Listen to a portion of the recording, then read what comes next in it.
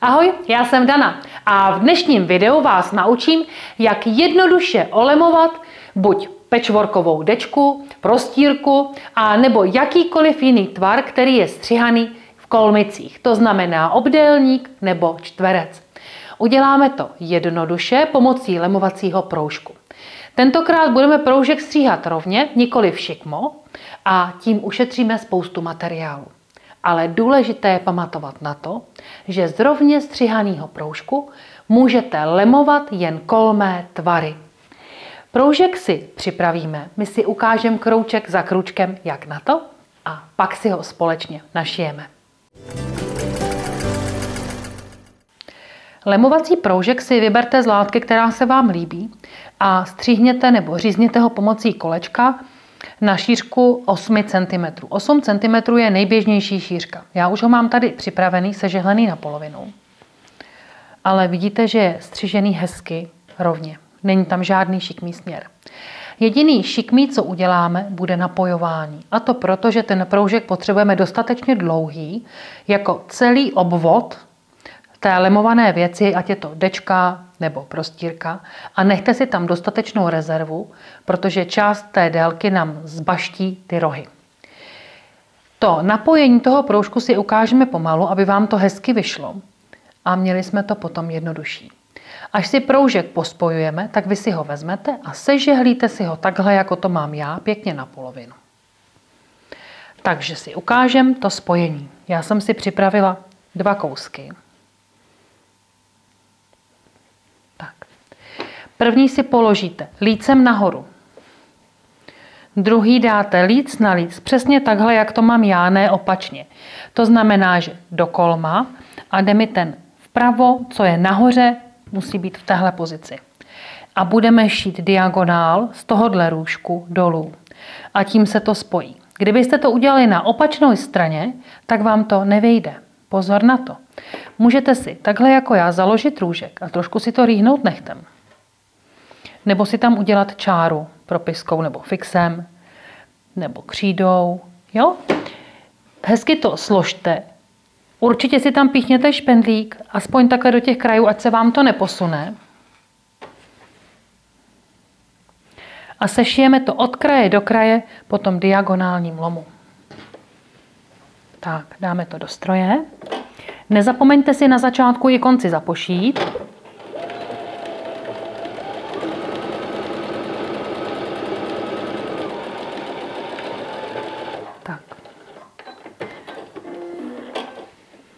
Takže takhle by to mělo vypadat sešité.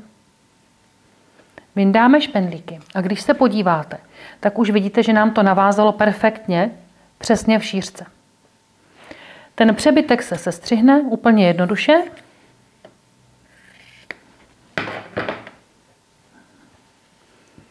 A šev se rozžehlí. Takhle pospojujete ten proužek, než dosáhnete požadované dílky. Tak. A až budeme proužek sežehlovat na polovinu, tak se nám ten šev hezky rozloží a nevznikne nám tam žádná tvrdá boule, až to budeme dál skládat. Vidíte, že nám ty švy padnou po každý trošičku jinam. A o to nám právě šlo. Až si celý proužek zažehlíte, tak si na kraji složte takhle roh. Je to ten začátkový, to znamená, že mi proužek půjde jakoby do pravé ruky. A tady si odžehlím růžek. Takhle je to na tu polovinu. Vidíte to? Je to jen založený proužek. Založím a na půlku. Tohle budeme potřebovat pro začátek, pro to napojení na obvodu. Takže si připravíte zaříznutou dečku nebo prostírku. Je důležité, aby už jste měli ty hrany srovnaný do pravých úhlů. A máme ten náš zažehlený proužek. Nikdy nezačínáme v rohu, začneme na jedné straně, je to jedno kde. Je dobrý začít, když mám světlej, tak co nejvíc na světlý, když bych dávala tmavý, volila bych na tmavý. Já, abyste to lépe viděli, začnu tady. Budu přikládat hrana a špendlit. Takhle normálně na vzdálenost patky, rovně ve švu. První příčný špendlík já si dám na začátek, kde mi končí uvnitř toho proužku ten složený čtvereček, abych věděla, kde budu začínat šít. A jdeme dál. Hezky nenatahuju proužek tak, jak mi padne. Špendičky si nemusíte dát moc hustě.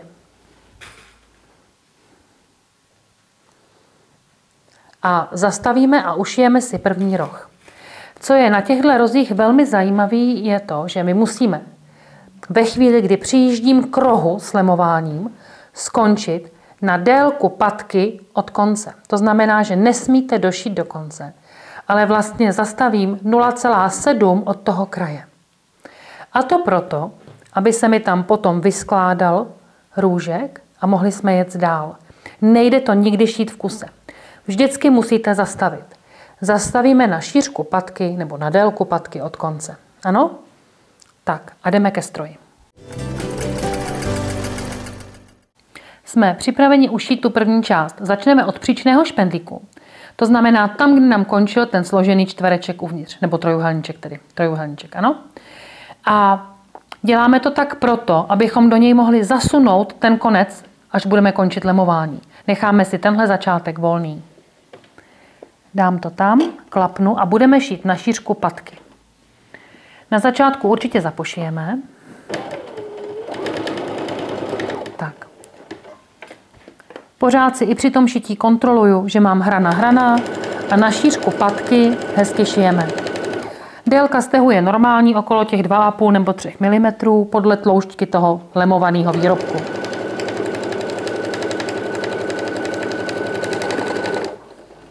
Tak, ještě kousek. Může se vám stát, že jste to při tom špendlení trošku podcenili a začne se vám tady třeba takhle nafukovat, jako by vlnka. Tak to pusťte, uvolněte to, ať to máme přišitý na plocho. Nesnažte se tam ten proužek jako nacpat, anebo naopak ho našponovat, aby to vyšlo. Klidně si to můžete ten poslední špendlíček vyndat a jedeme. Pokud si nevěříte, nevíte, v jakém místě zastavit, tak si můžete pomoct odskládáním růžku. To znamená, že nejprve si to založím souběžně s hranou a udělám si rýhu. Vidíte? A pak si tu rýhu, kterou jsem si udělala, takhle složím na tu horní hranu nebo pravou hranu lemovaného. A tím, že se mi tam teďka takhle zarýhne ten diagonál, tak já pojedu, dokud nenajedu jehlou do toho diagonálu. To je taková jednoduchá finta. Tak, ještě kousíček. A zapošijeme. Odstřihneme. A mě se zlobí odstřih. Takže já to odstřihnu nůžkami. Nebo nůžkama. A vidíte, že jsem došila jen k tomu diagonálnímu lomu. A teď budeme hezky skládat ten růžek. První ho složíme takhle, jak byl v tom diagonálu. A pak zpátky, aby se mi vyplnil tím čtverečkem celý ten roh. Tam je pod ním takhle složen ten diagonál. A zapíchnu si tu nešitou stranu za špendlím. A budeme šít celou tu dlouhou stranu takhle. Tentokrát začneme úplně od kraje. Já si jenom opravím navlečení stroje. Tady se nám uvolnil ocásek z nitě. Vidíte, že ani mě můj stroj občas nešetří? Tak. Pokud si věříte, jste zručný a šijete víc, můžete šít bez špendlení. Pokud šijete málo dlouho nebo si nejste jistí, tak si tu stranu našpendlete. Dám to pod patku, začnu na kraji, zapošiju a budeme pěkně šít podle té hrany.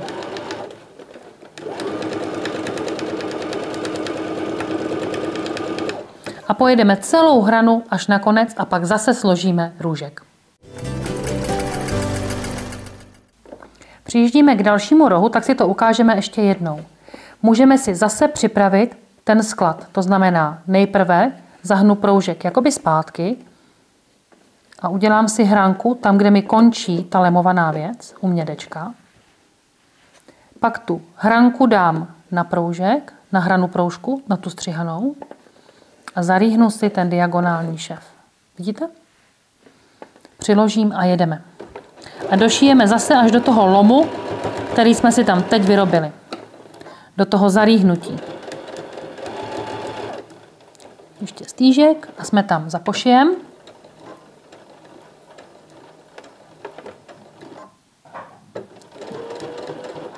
A odstřihneme. Tak. No a teď si zase práci otočím v rukách. Složím podle toho lomu ten proužek. Důležitý je vždycky dbát na to, aby vám ten diagonál opravdu mířil přesně na tu špičku toho výrobku, toho lemovaného. Ano, na ten spodní růžek. Tak. A podle horní hrany ho složím jakoby zpátky. Urovnám a začnu šít zase od hrany na šířku patky a pojedu další stranu. Pak si ukážeme, k čemu je ta finta dobrá, jaký budou ty růžky krásné. Tak. A vy teď stejným způsobem doobjedete celý tvar a uvidíme se u toho napojení proužku. Blížíme se k tomu napojení, takže jsem zastavila. Ten přebytečný proužek si odstřihnu a budu ho odstřihovat tady oproti tomu konci. Vidíte? Tady je ta špička. A tady zastřihnu kolmo, ten proužek, ze kterého jsem lemovala. Teď to vemu a takhle to tam mazaně zastrčím. Aby se mi tady neudělal pokud možno schůdek. Když tak si to zašpendlete. Ať se nám to tam nepohne. Jo? A dojedem to.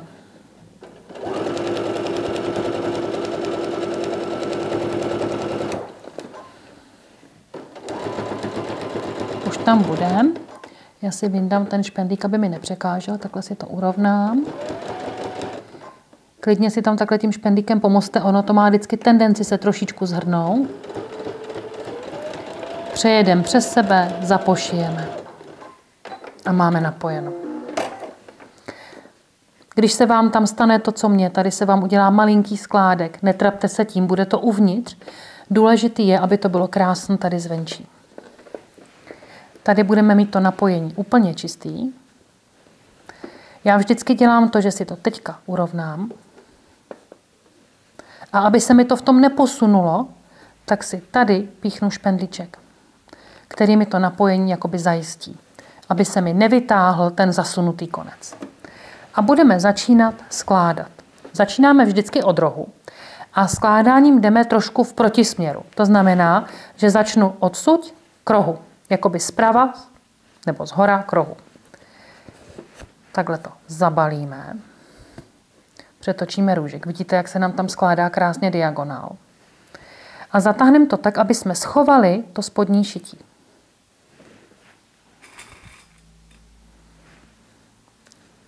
Špendlíček si píchneme takhle na kraj.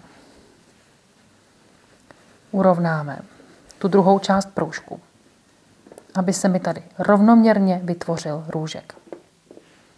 Když to sklopím, tak aby mi to tady zůstalo zbalené, urovnám, tak mi vyjde diagonál i na druhé straně. Je důležité jenom ho správně trefit, aby se nám uskládal čistě i tady. Pokud si nevěříte, můžete si tyhle růžky zastehovat, aby se vám to neposunulo. Pokud si je dobře zašpendlíte, měli by šití vydržet. Pokud šiju nějaký kvalitní patchwork, něco na zeď, něco krásného, repredeku, tak bývá zvykem to tady šít ze spoda ručně. Je-li to něco hezkého, šiju to ručně. Pokud je to dečka, jako já dělám teďka dětskou, na častý používání, nevím, jak s tím budou zápasit a přetahovat se, tak já to prošiji strojem. A budeme ve stejném směru pokračovat dál. Vždycky zabalíme, zkontrolujeme, že je všechno uvnitř, zakrytý to předšití a dáme si špendlík. A dál zase srovnám, všechno dovnitř, zkontroluju. Mělo by mi vycházet krásný rovnoměrný proužek. A zase. Já bych chtěla, aby jsme společně založili to napojení. Takže tak. Další špendlík. Pokud máte pocit, že vám pomůže žehlení, klidně žehlete. Já jsem zvyklá to dělat takhle z ruky. Takže zkontroluju. Tak. A v tom napojení jedeme dál, jako by se nechumelilo. A protože ho mám zašpendlený, tak se mi nepovolí. Sklopím to dovnitř. Tak, zkontroluju. Dám si špendlík. Ten pomocný špendlík tam zatím klidně nechám. A jedeme dál. A takhle zašpendlíme celou stranu až k dalšímu rohu. Já vám ten roh ukážu ještě jednou. Dělám si takhle místo. Takže budeme mít zašpendlenou celou stranu. Krásnou, rovnou, úhlednou. Já mám tohle lemování moc ráda, protože se dělá snadno. Takže urovnám, zase si píchnu špendlík sem, do toho růžku, jakoby z jedné strany. Urovnám si ty strany, zabalím růžek z druhý. Tady to musí být takhle a jakoby přeložený, aby mě to hezky navázalo. Aby mi tam vznikl takovejhle pěkný diagonál, aby když to tady došiju a otočím se tu, tak to bude perfektní. Tak. Takže si hezky došpendlete celou deku. Pokud budete šít ručně, přišijte ručně. Pokud strojem, tak se ještě mrkneme, jak to dělám já. Dáme se do toho finálního prošívání. Nezačínejte v rohu. Vždycky platí pravidlo, když šiju něco dokola, nezačínám v rohu. Dáme to do stroje. Já jsem zvyklá prošívat za bodku, já to udržím. Pokud je to pro vás složitý, dejte si hranu do patky takhle a posuňte si jehlu. Usnadněte si to prošívání, jak chcete. Já jsem si dala délku stehu 3, aby byly malinko výraznější. A na začátku nezapošijeme. Zapošijeme, až dojedeme celý výrobek dokola, tak pak zapošijeme přejetím a ukončením. Pojedeme hezky rovně za bodku. Když si vyndáte ten první rohový špendlík, držte si to malilinko pevněji, ať se vám to ze spodu nerozloží. Pokud to teda nemáte přistehovaný. Tak, steh a ve chvíli, kdy píchnete do toho diagonálu, tak se otočíme. A pojedeme dál.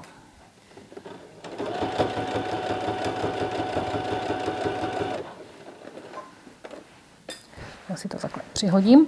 A přejedeme společně ještě přes to napojení.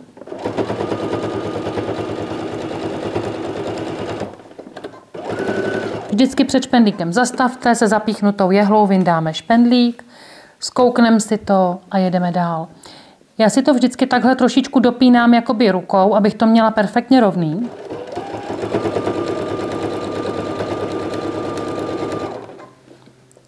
Další špendlík.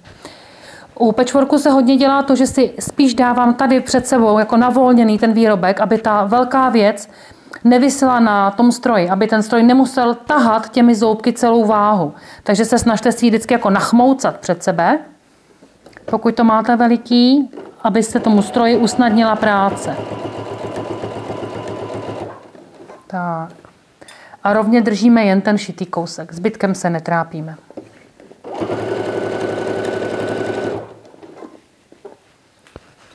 Už se blížíme k tomu spoji. Je opravdu dobré si tam vždycky mrknout, že se nám něco nevylezlo, že nám něco z toho zalemovaného proužku neutíká. To by nás mrzelo. Tak. Tady vidíte, že u toho začátku to máme seskládaný. Tady mám ten pomocný špendlíček. Podržím si to. A normálně to přejete, jako kdyby tam nebyl žádný spoj. Jako celý ten proužek. Vůbec se tím nenechte rozhodit. Teď vytáhneme ten pomocný špendlík a šijeme dál. Pokud vám takhle někde vylezla nitka jako mě, ustřihneme, jedeme.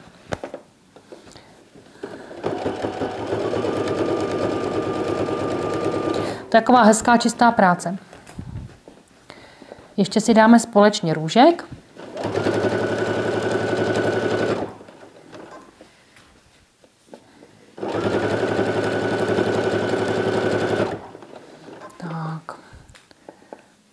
Tady nám z toho zase kouká nitečka.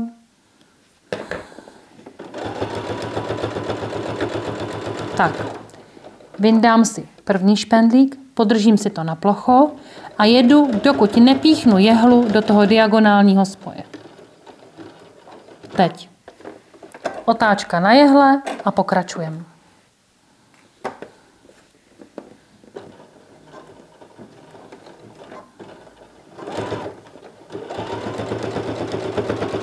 No a stejným způsobem dokola celou dečku. Tak, dojíždíme úplně konec prošití, takže přejedeme přesně přes sebe. Je dobrý přejezd třeba centimetr a pak krátce zapošít. A hotovo. Ono to napojení není nijak zvlášť markantní, když není v rohu. A i ze spoda máme růžky hezký. A to je vlastně všechno. Jak se vám líbilo lemování? Já to mám takhle moc ráda, přijde mi to jednoduchý, hezký a čistý a věřím, že jste to úspěšně pokořili, že už si na vás nějaký kolmí růžky jen tak nepřijdou. Pokud se vám video líbilo a máte z něj užitek, napište mi to do komentáře. Pište mi, jak se vám podle videa šilo. Napište mi, co jste olemovali. A nezapomeňte mrknout na portál, co máme nového v kurzech. Mějte se krásně.